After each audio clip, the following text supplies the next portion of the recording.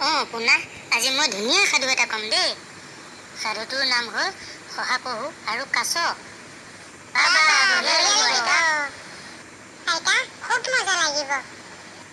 এবাৰ কাজিৰঙা বনৰীয়া জন্তুবোৰৰ মাজত এখন দৌৰ প্ৰতিযোগিতা হৈছিল।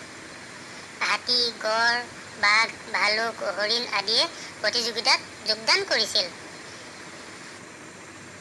বিচাৰকৰ আসনত আছিল বনৰজা সিংহ। এবাৰ এটা শহা আৰু কাছ এটাৰ পাল পৰিল। যিয়ে আগতে অলপ দূৰত থকা আহঁত গছজোপা চুব পাৰে সিয়ে জয়ী হ'ব। আহঁত গছৰ ছাঁত সিংহৰাজ হাতত বঁটা লৈ বহি আছে। যিয়ে আগতে তেওঁ ওচৰ পাব তাকে বঁটা দিব। বান্দৰে খেক খেক কৰাৰ লগে লগে খেল আৰম্ভ হ'ল।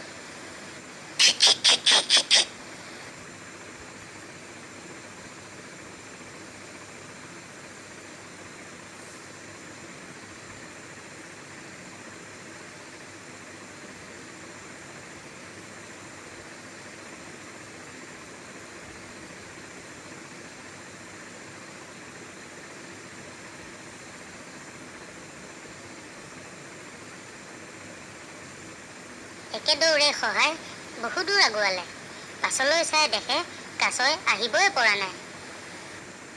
থুপুক থাপাক তাৰ খোজ, এনেকৈ হ'লে বেলি লহিয়াবহি। তথাপি সি আহি নেপাব। ইয়াকে ভাবি সি ওচৰতে থকা বেৰিনা তলিৰ তলত অলপ শুই ল'বলৈ থিৰ কৰিলে।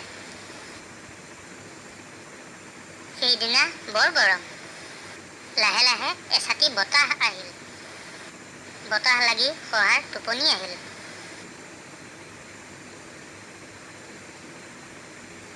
ইফালে কাছই থুপুক থাপাককৈ আহিয়ে থাকিল।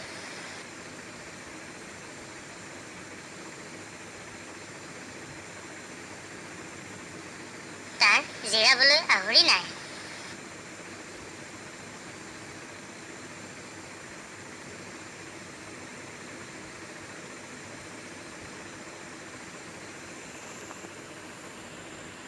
আৰু কাছ গৈ গৈ আহঁত গছৰ তল পালেগৈ।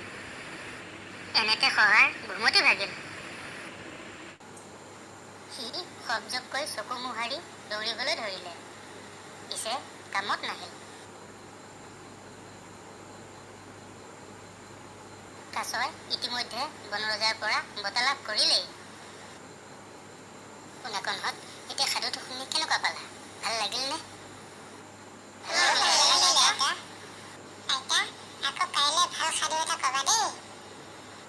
হ'ব দিয়া পোনাকণহঁত, হ'ব দিয়া, কাইলৈ আকৌ ভাল সাধু এটা ক'ম দেই।